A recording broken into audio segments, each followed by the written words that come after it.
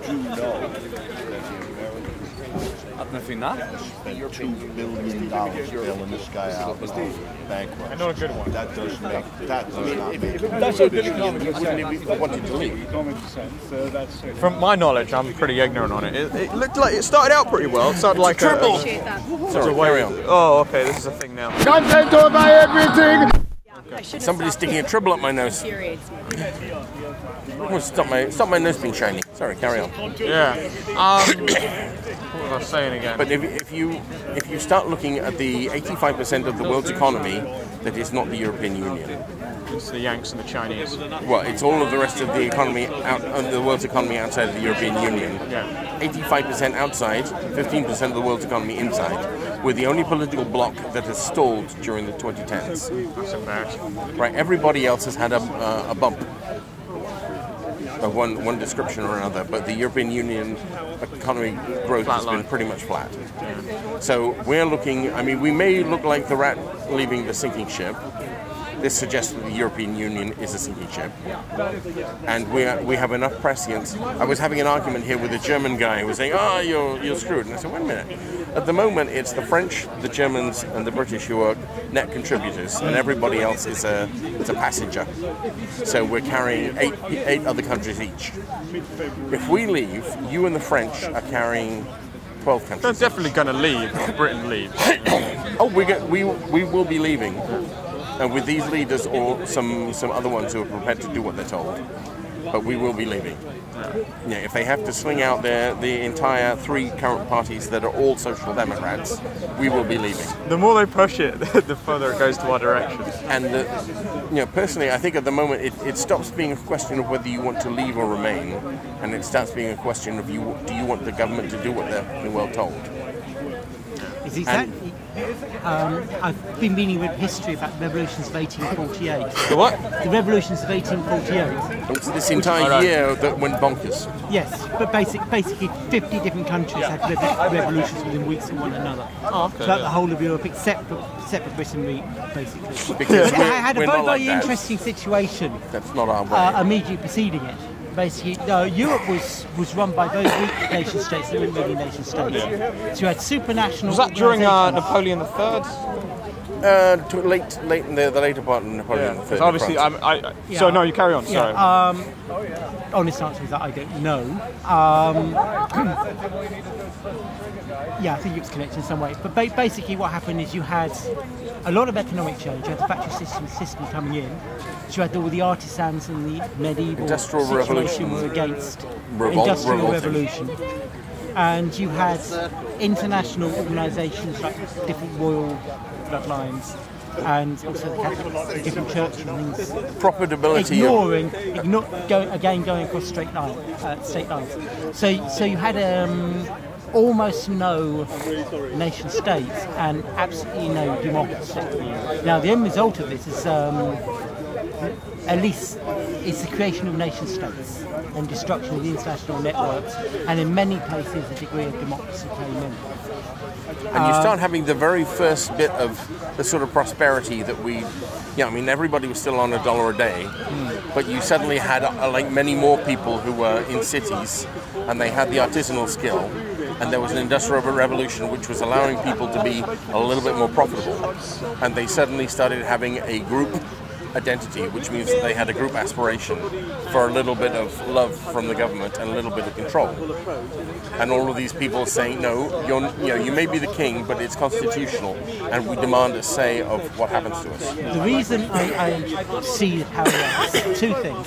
First of all, the fact that the rulers and the ruled had completely different languages. They simply couldn't understand whatever they were talking about. And so the revolutions caught the ruling class completely off the back foot. Off guard. They just didn't expect it, which they should have been able to expect it. It just blew up from nobody.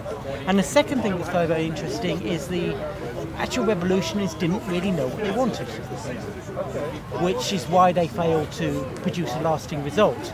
Yeah. But right now, everybody knows that the current system can't continue, but we can't agree on what we want. We just know it's... I think we can agree what we want. I disagree. I mean, the French got closest to it. Thing they've decided they don't like globalization, but they particularly don't like globalism. So, globalization, all the manufacture goes to the developing world, services go to developed world cities, and the hinterland of developed world is basically kicked into the long grass. So these people who can't live in Paris because they can't afford it, they have to commute now, and they slap a petrol tax on, and they go, we can't even fucking get to work during the week and then go home to the family seat during the weekend. So it's just like that's the straw that broke the camel's back. But the camel was suffering from severe arthritis for a long time before now. So when you start having a whole bunch of people who have a shared level of anxiety at the globalization, and they start saying, well, hang on a second, we have an anxiety about our culture being overthrown, we have some border anxiety about the people coming in, and we have an economic anxiety about you trying to gut the developed world middle class to build the working class up into the middle class in China. I mean, basically, this huge bump in economic prosperity in China has been at the expense of the European and American middle class, which has been squeezed, and they haven't had a pay rise since 1974. It's been flatlined.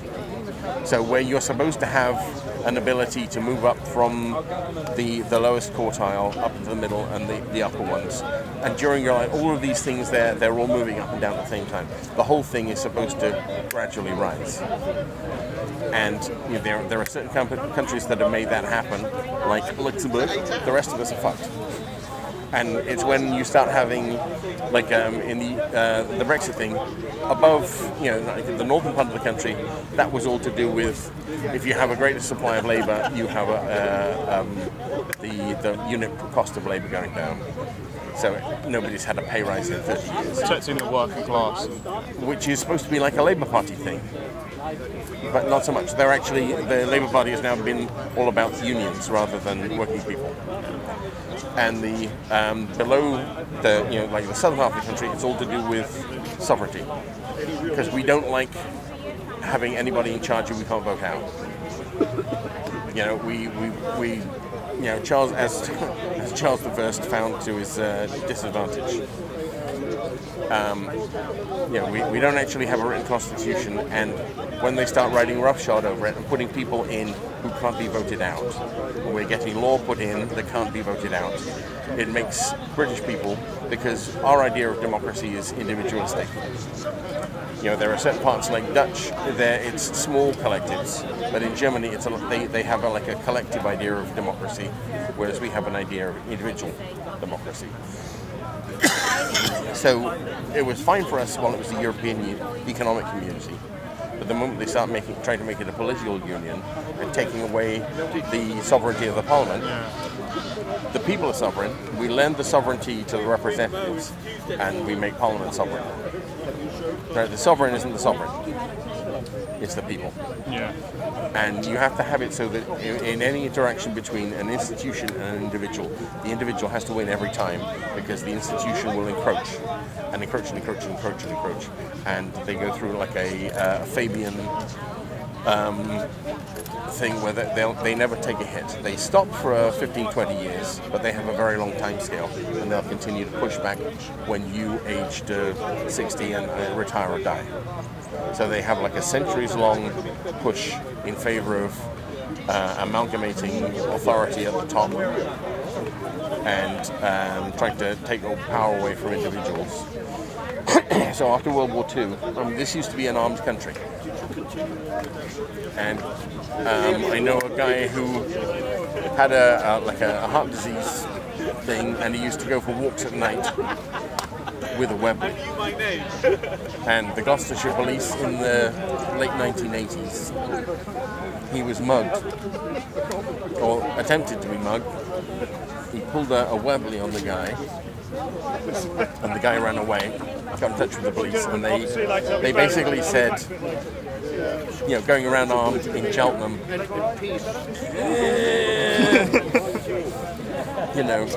he says, well, this predates any of the legislation.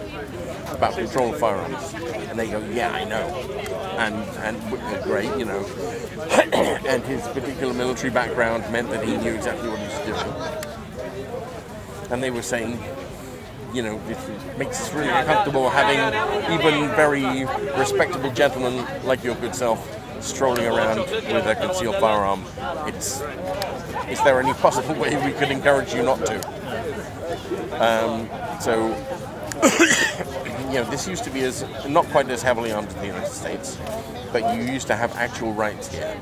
Occasionally they come up with something like the 1986 Public Order Act, Section 29J. It's beautiful. It basically says you have complete freedom of speech, and I don't care about how your feelings. I mean, obviously I'm paraphrasing the legislation, but it's nobody cares about your feelings. The truth is a mitigating defense in law, and you can say what the fuck you like. And then they're trying to introduce European Union blasphemy laws. But do you think that's kind of like cause and response? I mean, when people are being abused, surely, and it's like I think. Wait a minute. Who said who's being abused? When people start asserting that their religion can't be criticised, and they're trying to put that into law, that's going against the majority who say no, we think anything should be able to be criticised, and that's the point. I think it was more than a bit of criticism. There'll always be people. We already had laws against inciting violence against people. That goes way back. I can't say get him. I can't say get him. Well, what happens? What happens is they play a little verbal. I get where you're coming from. I do. Yeah. Okay. They say, okay, you well, can't if somebody criticize has our freedom prophet, of or we're speech, going to. then they're going to actually Mormons, cause violence. But that's not the case, because actually recommending violence or inciting violence was illegal in the first place.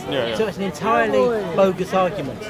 Now, by definition, whenever the state gets involved in free speech and bans your speech but not yours, that's power, although the state always says, I'm actually elevating the helpless.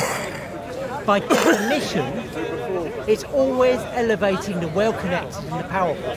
Because if they were not well-connected and powerful, they would not be able to introduce laws to silence the other person. So everything is brought in on entirely bogus grounds. It says it's bringing up the poor, in fact it's pushing them down. It says it's protecting people against violence, in fact it's the exact opposite, because in fact it means you can't talk about violence. Because you can now go to prison for talking about mass rape. If you make peaceful revolution impossible, you make violent revolution inevitable. John Kennedy. I've criticised Muslims individually, and I've criticised certain parts of the Quran. I've never gotten into any trouble for it because I've always been a bit more courteous. But if they say you can't criticise my sacred book, you can't criticise my imaginary friend, and I say yes I can, and they go to the police. The police are now able to come to me, and they say that they can't use hate speech as a way of arresting you, but they can use it as a way of categorising what kind of offences. Yeah, I think the hate speech laws in this country are stupid. Right? There's speech. Now, if I'm saying something that you like, and that's a criminal offence, you can go why to would prison. there's no problem? The only reason that you need freedom of speech is to think things that need to be thought, and to say things that you might find offensive. I just feel like, look at the conversation we were having right now. We're completely disagreeing with each other, but we're showing each other respect. I was a woman, or that's my take on this. Is why, you would go to prison for saying we just don't need this here. If there's a guy on the internet legit spouting out, like, and I mean that, from the Andrew Chowdhury's to the Richard Spencers, that we should just go, nah, that's not, if there's a guy going, oh, maybe we should just lower the age restriction, the consent laws to 12. Do you know what I mean? Surely, I think that guy just should not be given a platform. No, if we start saying, if I start saying something, let's talk about Mormons, right? An organisation with multiple marriages and a prophet and no alcohol, right? Now let's say let's say, clever. let's say that the prophet Joseph Smith had married a 6-year-old and had sex with them at 9. He did actually. Joseph did actually had a 3-year-old bride. It's an increasingly interesting analogy. Now, let's say that all Mormons said that Joseph Smith is a perfect man and I can do anything he did. And several hundred years ago, people start marrying 3-year-olds and having 6-year-olds and having sex with them at the age of 9. And we say that is a bad cultural match here. I mean, we don't even like the idea of multiple wives. How about you wait until the age of 16 and you only marry one? And that's a very, very profound cultural disagreement. With respect. Now we can speak about that respectfully, but you need to recognize that there is, there's an entire culture and legal system, etc., that is intensely Congratulations! How did you do it? Better late than never. Anybody under the age of 16 anyway. If Joseph Smith said, all right, any non-Mormons, you can do whatever you like with them, and including the underage ones. And people start saying, whoa, wait a minute, how about being universalist? So all of the rules apply to everybody. If you're going to be decent to your own people, this means that you have to be decent full stop. And you have to be considerate about everybody. My point is the fact that it's all about cause and response. How many of you would the reason why I can say fuck Mormons, fuck Jesus, and I don't. Joseph, whatever it is because there aren't big issues on a great deal of abuse towards Mormons. I haven't actually met a Mormon. I've just heard about them. I think they're American. People usually a little bit rude about them, but there's not that much. Or Jehovah's Witnesses. The thing is, it's like people haven't been criticizing this religion.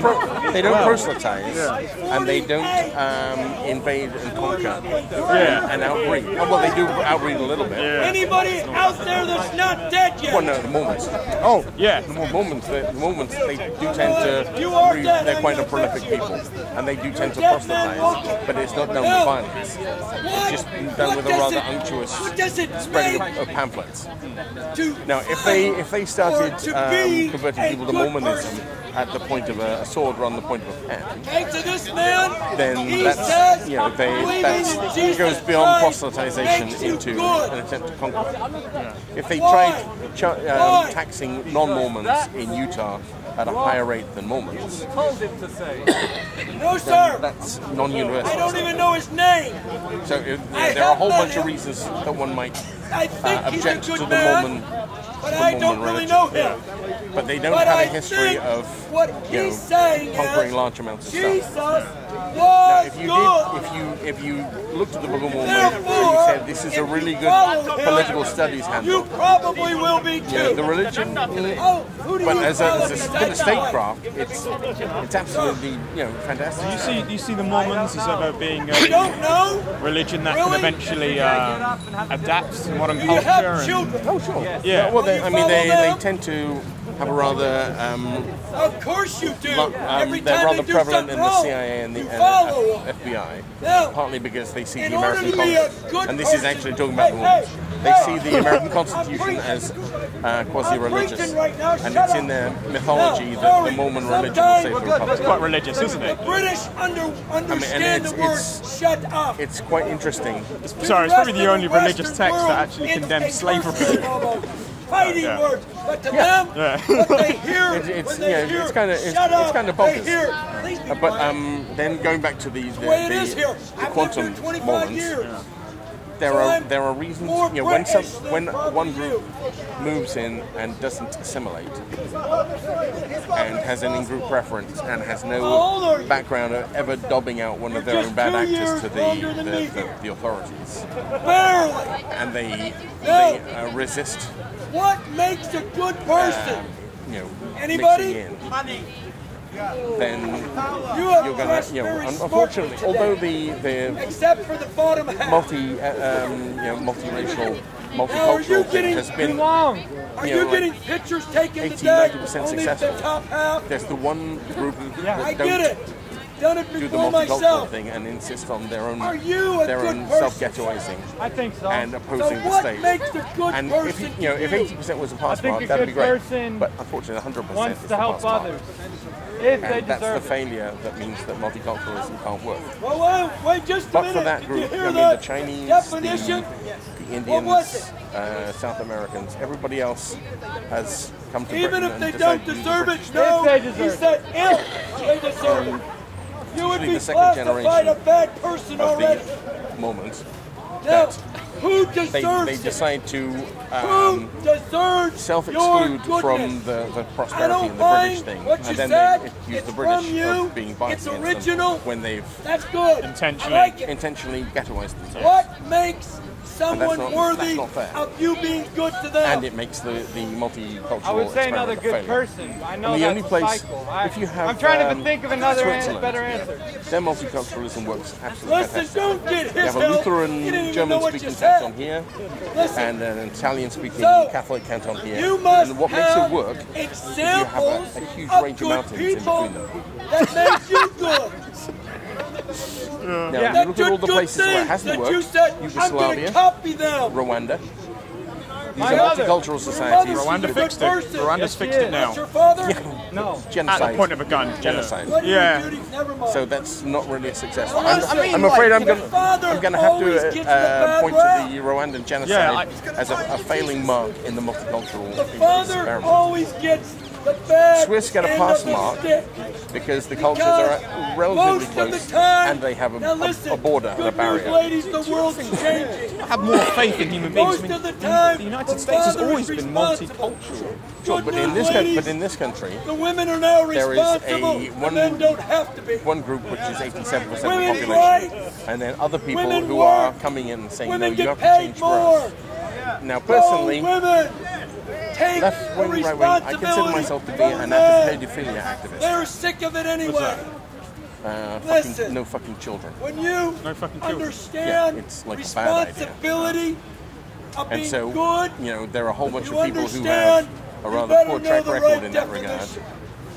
Now, it's actually a rather Now, more complex issue, do you but think there are Jesus a large is number good of or people bad? who have been grooming on an Good. industrial Why? scale. What did Jesus do good? Rotherham. Do you think Rochdale. that's the? Thank you, sir.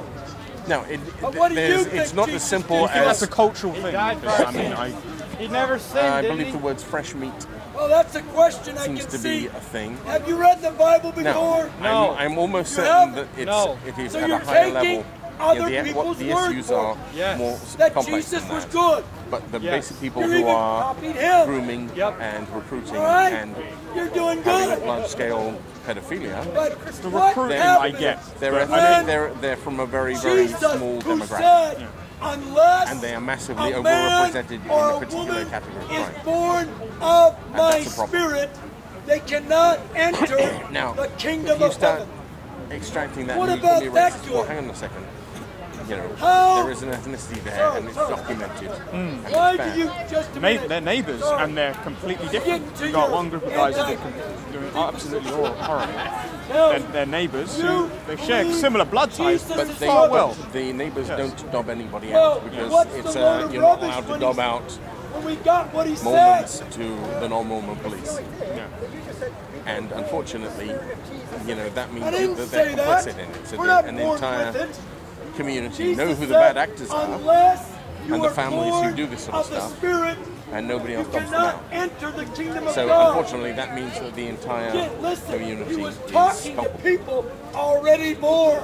Can you see that? How Get it? one from the outside, I one know. might look at the community in question and say you either police your bad actors or you are bad actors.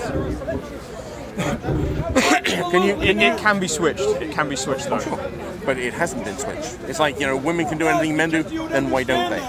If it can be switched and it isn't, I that's mean, even when it worse. can be switched, I mean, they can say the same things about other communities on the other end of the spectrum.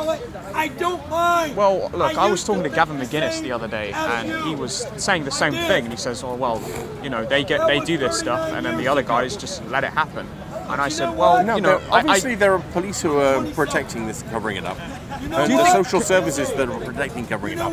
And I'm not prepared to accept political correctness as No, it's cool. This compelling is not a enough place for reason. political correctness. Now, the idea that there may be people in the police who are perhaps advantaged by the organised traffic in small children.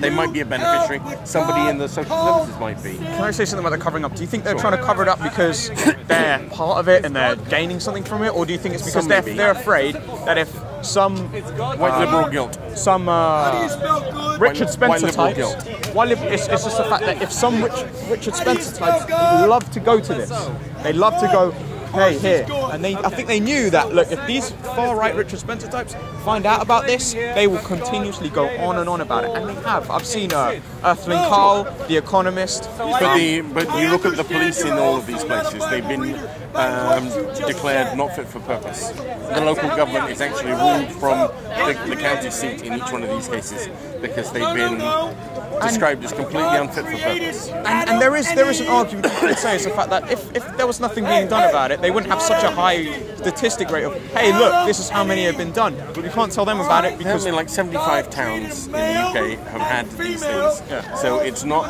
specific to Rochdale and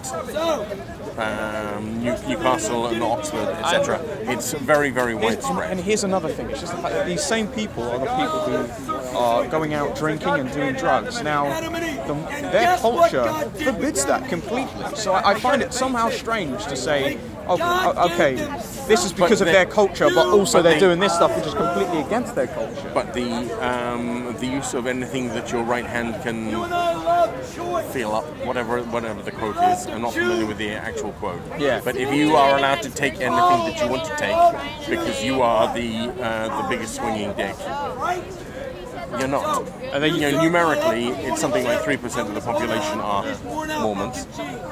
Can we just come up and say it? 'Cause, I mean, we don't need to. Mormons. I mean, Mormons. Okay, the Mormons. The Mormons. But well, there are. You realise we're being filmed, so Yeah. Just if you want to hand Richard Spencer an opportunity to quote you, talk about, we're allowed to be mean about Mormons because they're usually white men, and you can be mean about them. But we're talking about the Rotherham Mormons, and we're saying, okay.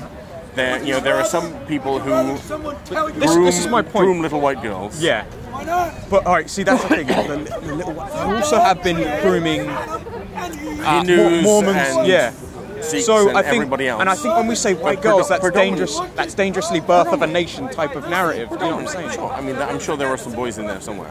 Yeah. But it's a small group who have the confidence and the population density in a certain area to feel that I agree with the segregation, how they segregate themselves. I think that's a very stupid thing to do.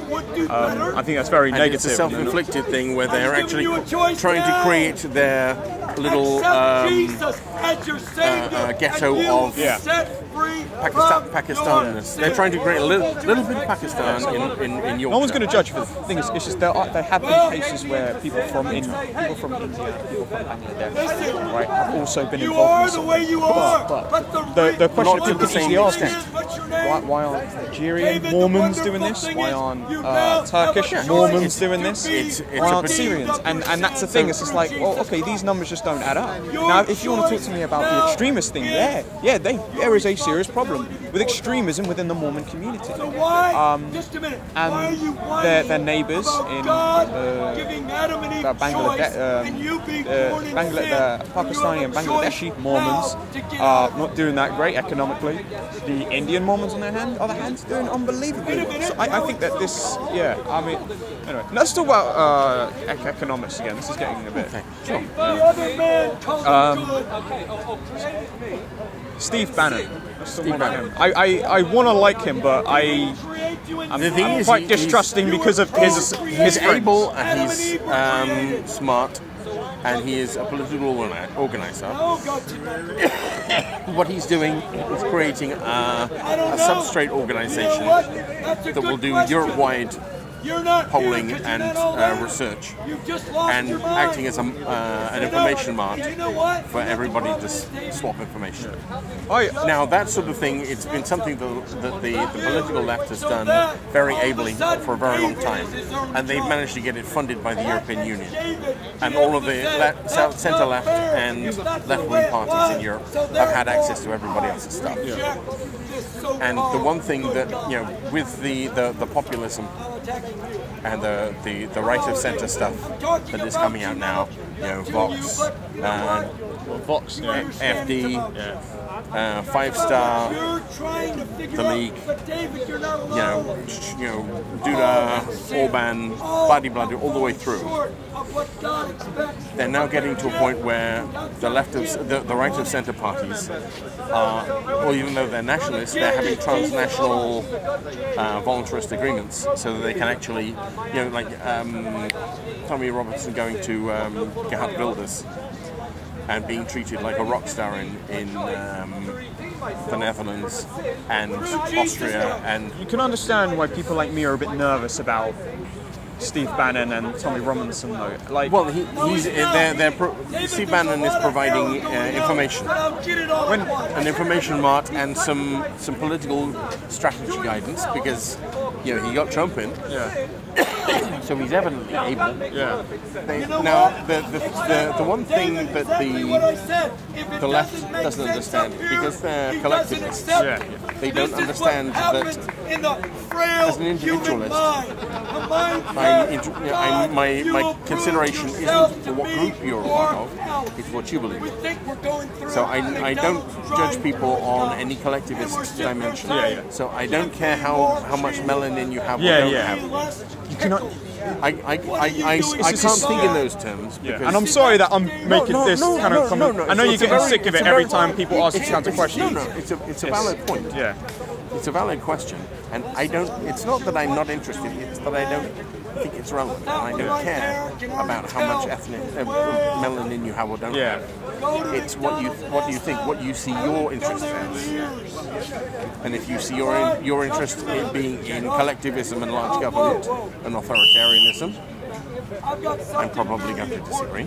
And if you see your interest as being small government and free trade and personal responsibility and libertarianism, we're probably going to get on. I'm far more on board with that.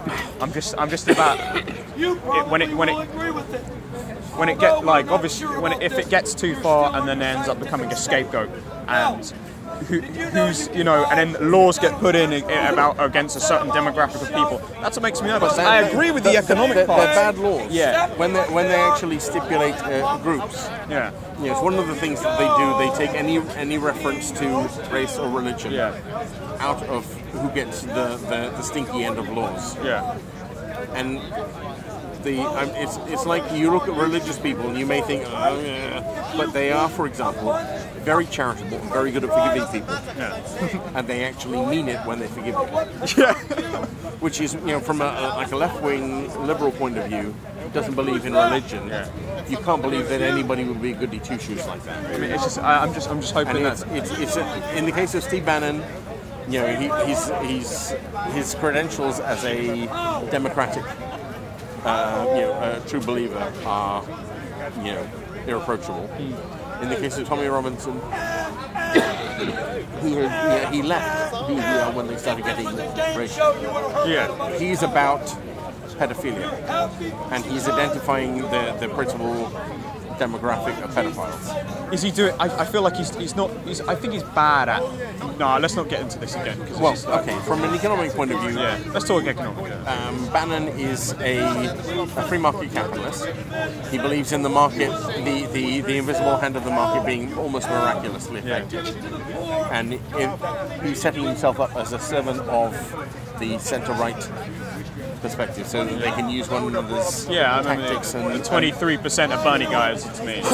And they can borrow a centre-right superstar from elsewhere in Europe, bring them here, and everybody goes, "Oh man, fantastic!" And he'll say, to give the people on the front line a little bit of brandy.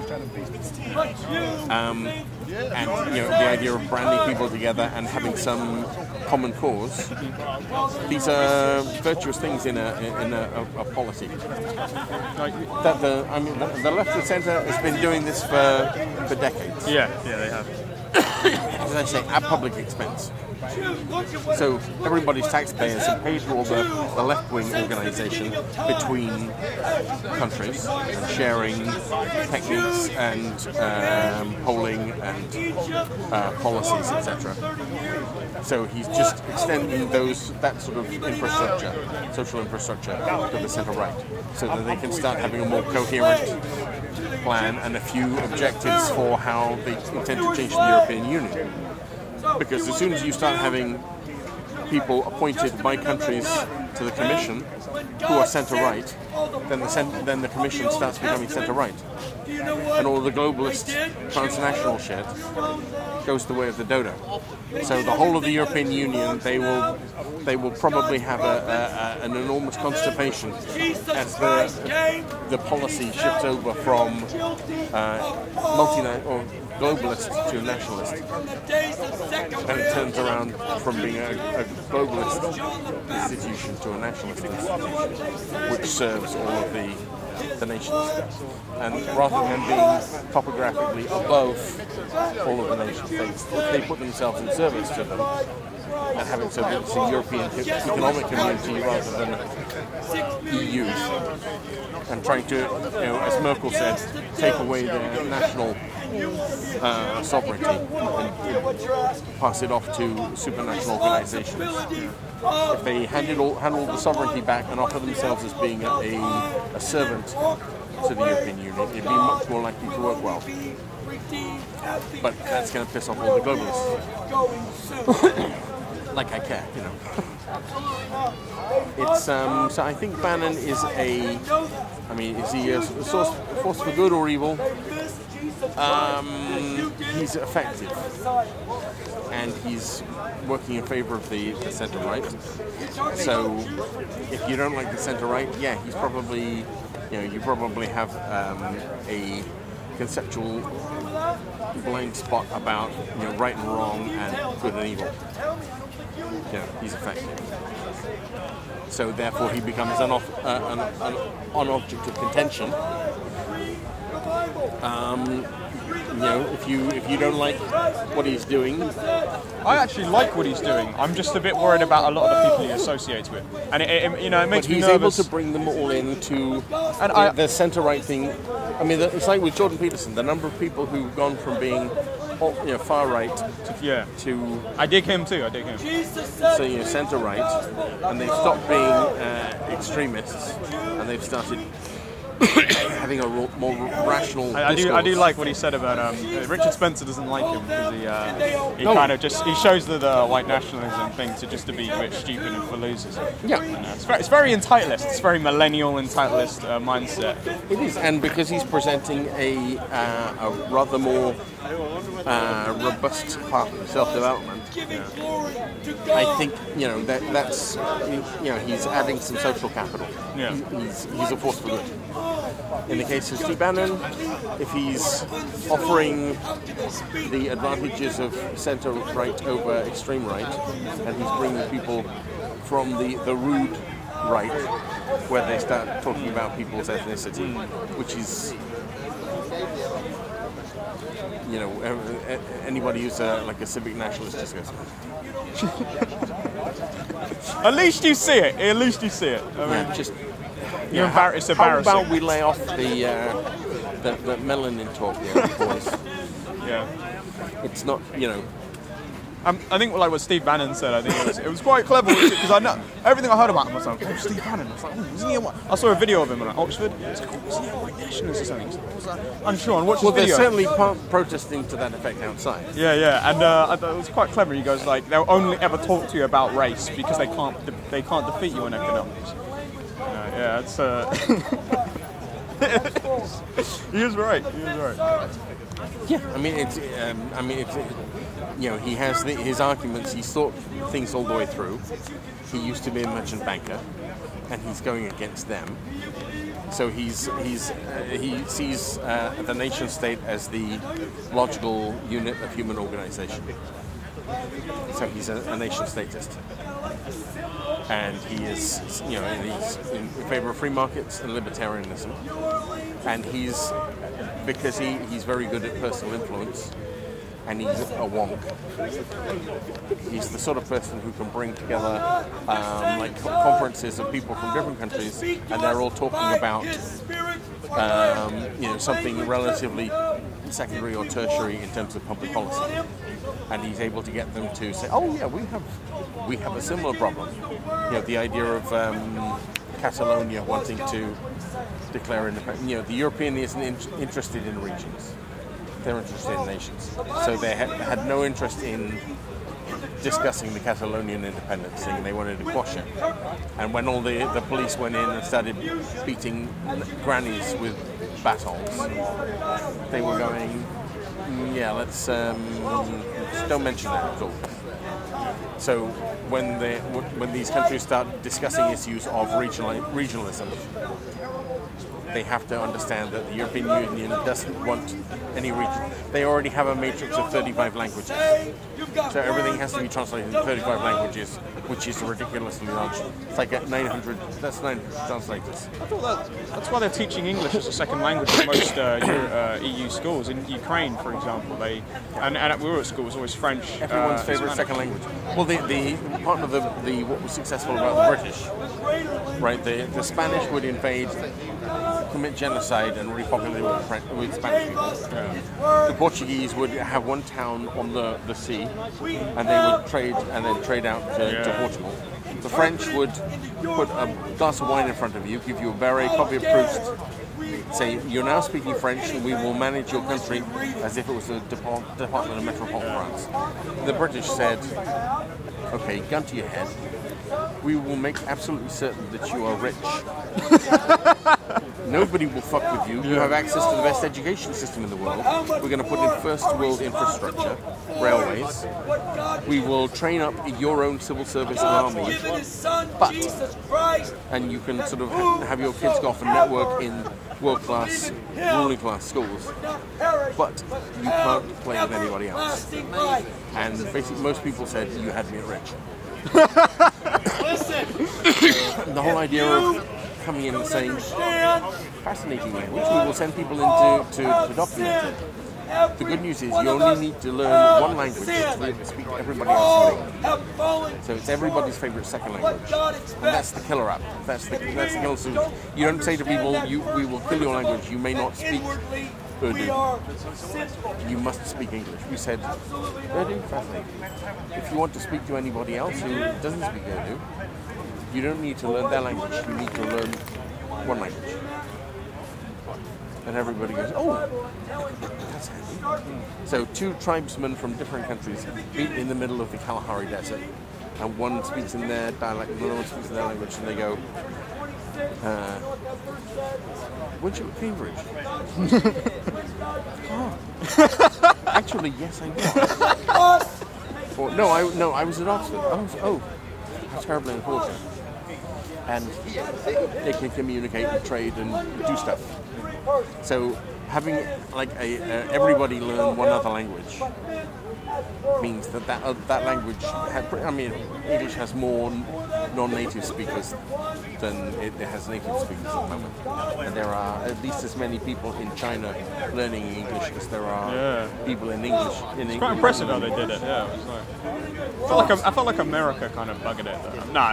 Well, I mean, we may tease the French that theirs is no longer the language of diplomacy and international stuff, but it's actually American English that is the definitive. A lingua franca of the internet. Well, indeed. And indeed, the term lingua franca is actually Latin describing French. Yeah. Hey, how many layers of overlay do we want in that? Well, 3 will do. What is it about like European nationalism that's so obsessed with the Roman Empire? Well, it was kind of a big deal at the time. And actually, arguably, it was the beginning of the the Iron Age. It was the beginning of the Iron Age taking on. With the Bronze Age, was basically robber barons, but you need bigger infrastructure to do steel and iron. So the first time that we actually had the Iron Age technologies kicking in properly was the Roman Empire. They were kind of a big deal. You know, language, water, law. Pick whichever scene from Life of Brian you want to watch. Viticulture, public health, public order. Now, what have the Romans ever done for us? I still haven't seen that whole film. I've just seen that one funny scene. It's actually worth watching. It's very funny, and the whole idea of like Spartacus, you know, I'm Spartacus. That was a serious and a dramatic moment.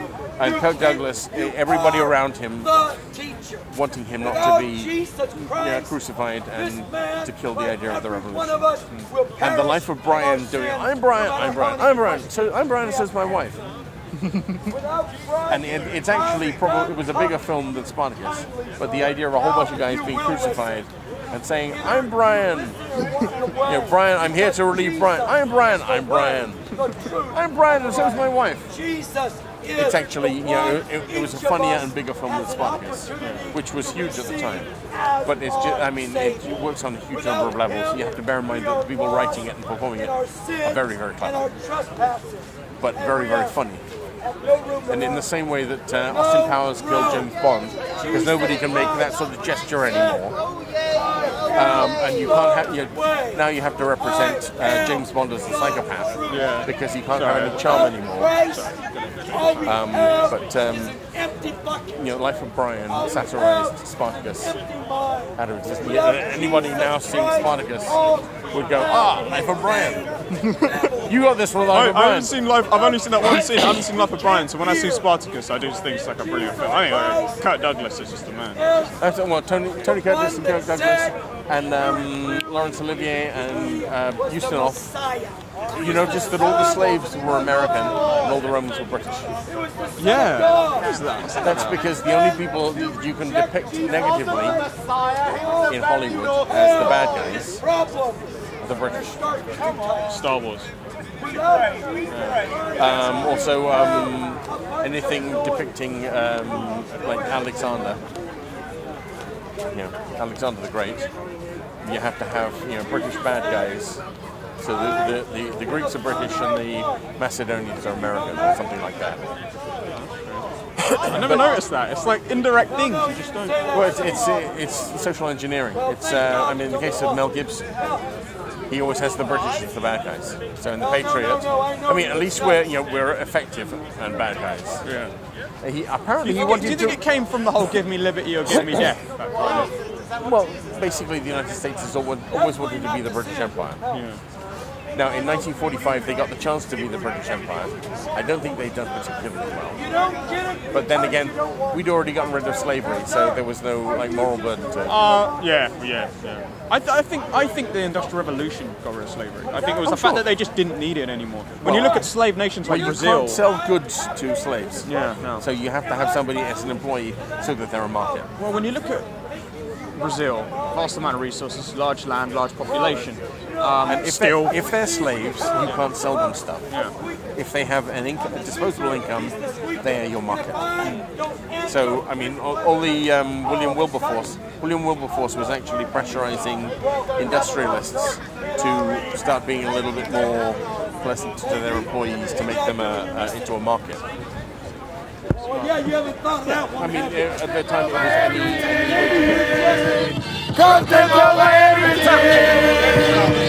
from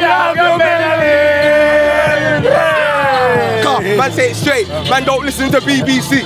Man, don't listen to ITV. So it opens up all kinds of questions to infiltrate the IRA. Yes, sir. certainly at that point, it was.